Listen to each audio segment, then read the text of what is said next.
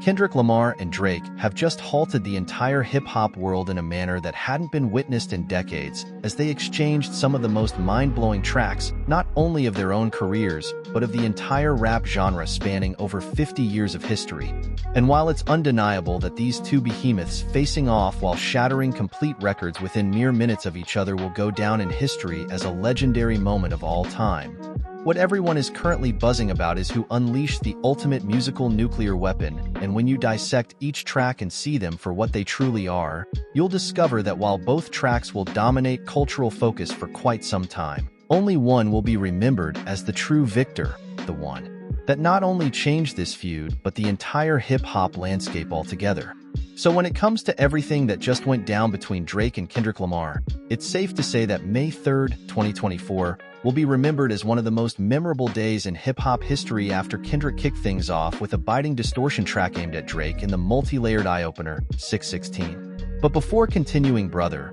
don't forget to subscribe so we can continue giving the best news about today's rappers. We continue with the video. Drake fired back towards the end of the day with his response to Kendrick's recent two distortion tracks, with the cut, Family Matters, and not even an hour later, Kendrick returned with his second distortion track in a single day with the cut, Meet the Grams, and oh my god, between the way Drake responded to everything, not just Kendrick Lamar but everyone else critiquing him, have been saying about Kendrick's final response. I don't know if there's ever been more critiques launched in such a small time frame, but beyond the sheer amount of full-blown punches thrown, the weight of these attacks simply took things to a completely new level. And when it comes to taking things to the next level, while Kendrick Lamar predicted that Drake was going to take things to an unpleasant place, this didn't stop his diss track, Family Matters, from stirring up a storm of controversy. From the video where he heavily trolls Kendrick to all the rappers he critiques, this song showed us how Drake is handling being in hot water at this point where there's a lot at stake, and while Drake's pin game here isn't as calculated in layers or as multifaceted as Kendrick was in the midst of the critiques presented to him prior to this song still ignited a fire in the world of hip-hop by first responding to Rick Ross and his champagne moments on the distortion track, A$AP Rocky, who criticizes Drake on Future and Metro's boom on the second album, We Still Don't Trust You. And speaking of this project, Drake, of course, still comes to Future Metro in the weekend here, and while we're definitely here for the main event as Drake clowns A$AP Rocky and flips what he told him, he criticizes him and Rihanna and then, after this, finally shuts down any move Rocky might make by talking about him hardly dropping music anymore. It's safe to say he put an end to this brief exchange, and his dislikes for Rick Ross, Metro, and The Weeknd were formidable. Although I think this song makes it clear that Drake is afraid of the future because maybe he knows something we don't, or he's still trying to salvage his relationship so they can collaborate after all this because he really takes the hits. But overall, despite this song being quite lengthy at 7 minutes and 37 seconds, I think Drake once again spent so much time critiquing a rapper who isn't drop music, nor a singer, nor a producer, and also forgiving the person who started all this in the future despite how good. Some of these jabs may seem somewhat odd overall when you consider the fact that Kendrick just dropped over 9 minutes of material throwing dirt on your name, and when you really think about this song in the broader sense of all these speeches that just feel like a way to pad out the runtime until the hook of the first section repeats several times as if this were trying to be a club banger and not a distortion track. It feels like a good portion of this record is simply filler like a distortion track, and it's really trying to offer spectacle over substance. And this is especially reflected in the fact that Drake literally made a full music video for the track where he crushes the good kid from Mad City. Which, don't get me wrong, is definitely funny, but I think the issue goes beyond the point where Drake can rely on tricks and jokes like this to take a stance against Kendrick, and how this was something Lamar directly clowned him for. It just seems like by doing this,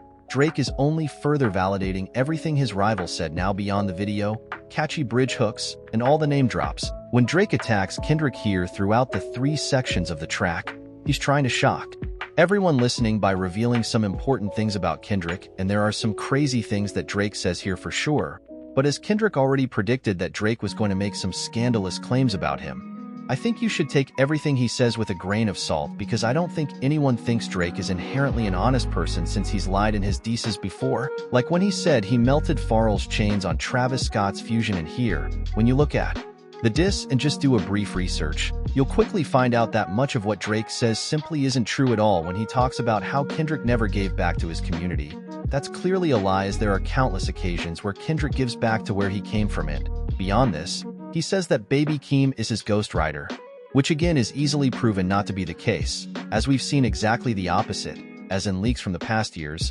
Kendrick has made reference tracks for Keem, where he's made tracks like 16, and besides him, he's recorded references for SZA and even an MC like Drake. And out of all the people Drake could have tried to say well for Kendrick, as I think anyone with basic listening skills could tell you that the guy who wrote this definitely didn't write this. Now moving into deeper waters, Drake says that Kendrick's PG Lang co-founder, Dave, is free, the father of one of his children. And boy, when Drake says this in the first section of the song, you can see he's playing without rules from now on, as it's crazy to say it, like if it were true, it would betray and destroy both Kendrick's business and personal life. And even crazier than all this, Drake says something that could potentially change the way we view Kendrick as a whole, but to avoid more details due to guidelines, all I'm going to say is that Drake claims Kendrick has done some terrible things in his marriage, and while this would be damning if true at this point, there's no evidence to support this. And to add more context to everything, Kendrick was accused of being in a very similar situation back in 2014. But he was eventually deemed innocent and spoke about the whole experience on the Breakfast Club interview with Charlamagne.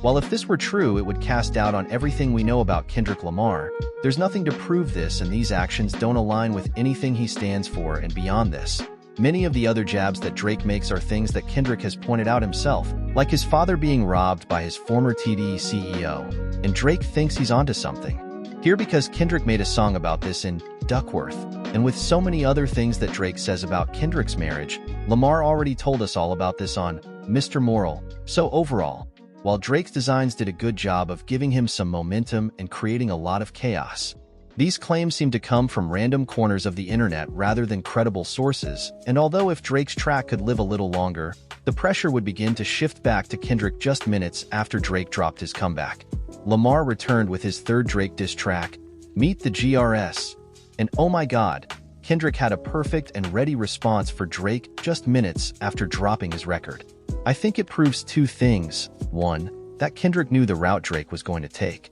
was really his only option, and that furthermore Kendrick has some kind of intel inside Drake's OVO camp, as he alluded to the 6:16 a.m. in Los Angeles. And although the timing of the response pointed this out, it apparently proved true, as the picture of this track was an enlarged version of the Maybach Love we saw on Kendrick's second album cover. And with this picture, we now know that the items in the full picture are from a suitcase that belonged to Drake's father, and that was owned by Drake. And from literal receipts to bottles with his name on them, this begins to show us some of the traits that truly define and have corrupted Drake behind closed doors and in the song itself. Kendrick only makes this idea more real with each passing moment, as he offers not only the vilest diss in this feud, but in his entire career, starting a song with the bar, Dear Adonis, I'm sorry, that man is your father, is one of the craziest ways I've heard the start of a track, and over a sinister beat. Crafted by none other than the alchemist, Kendrick has the perfect musical stage to simply clap back at Drake's seemingly predictable attack.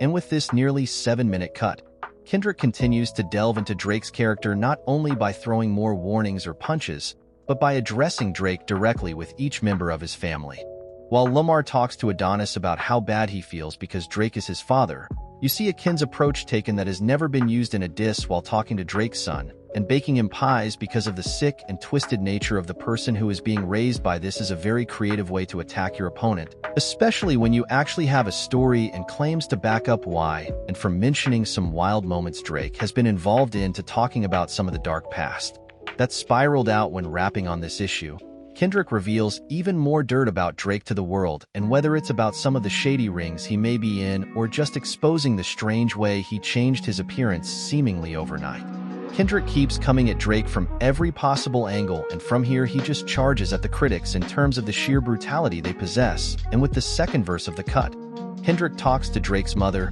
Sandra, while focusing on how Drake has hurt so many girls and uses the concept of femininity to really make her sit down and empathize with Drake's potential victims in the first place. And in the same verse, Kendrick also addresses Drake's father, Dennis, and really lets him in here when he simply tells him that he raised a horrible person, and from here he waits as if he's sitting down with both to tell them the unfortunate and brutal truth about their son, while saying he's a sick man with sick thoughts and should end up in his cell with Harvey Weinstein. Which, oh my god, Kendrick is not only playing with a lot of the creepy stuff surrounding Drake and the girls over the years, but he's alluding to the fact that there may be even more that we don't know, and as the song progresses, he just continues to give body to this rotten morality that Drake has by not only talking about the problematic nature of some people who were on the OVO payroll, but even accusing Drake of engaging in some of the most horrible things done in the industry, and saying he protects what appears to be himself and many others so they are not exposed. While Kendrick says Drake's $100 million mansion will soon be raided because of the things he's done, and that anyone who loves their families should keep them away from. Drake is able to set this super dark tone, and in the third verse, when things can't get any more intense, Kendrick says 3 words that change everything. Dear girl and wow, before I go crazy. To be fair, Drake has already denied these claims, and there is no evidence to confirm this, but Drake has already been exposed for hiding a child, and the fact that everything else Kendrick has said in this song, although some of it could be speculation, has its roots in some kind of truth and reality. While we do not have official confirmation if this is true, this is a devastating attack beyond for Drake's character, as he is once again portrayed as an absent father, and Kendrick talks to this girl, talks about how terrible Drake is, and even says he has been absent for 11 years, and if this is the case, this really becomes even crazier than the Adidon story, and completes the circle of everything in the final verse after addressing his parents and now apparently 2 children. Kendrick approaches Drake himself, and here unleashes a final blow. What I love about this verse is that Kendrick tells him that this was supposed to be a good display within the hip-hop game, but Drake has gotten into trouble time and time again, has involved people's families, and as a result of this choice, Kendrick did not hold back here, and while Lamar continues tearing down what's left of Drake's integrity while talking about his creepy habits, horrible addictions, and simply pathetic life, Kendrick leaves this song saying all he needs to while concluding with the line "F.A. rap. Fight this lifelong battle with yourself now." While the way Kendrick concludes this song almost makes it seem like he's ready to walk away from this issue, as a fight of this magnitude has just shifted from being a rap battle to a true personal attack. I don't think this is going to be possible at this point, since between the shots both sides threw with their most recent tracks, I'm sure both Drake and Kendrick are going to want to say a lot more to each other. Beyond this, while both tracks made claims and in Kendrick's case really delivered one of the most ruthless and well-crafted diss tracks of all time, as long as the allegations from both sides remain unconfirmed, we won't have a definitive winner, as based on the truth of the statements, it can change the whole playing field. But between the 3 diss tracks he released and the claims that, while unconfirmed, seem much more likely to be true, Kendrick is dominating this issue right now. So I'm concerned, but I don't think this fight is over at all, and in fact, I think it's about to get more intense than ever. So let me know what you think about Kendrick and Drake's latest diss tracks and which song you like. Do you think it was better? And who do you think has won the fight up to this point? Brother, we have come to the end. Subscribe if you think Lamar has ended Drake's career. See you in the next legend.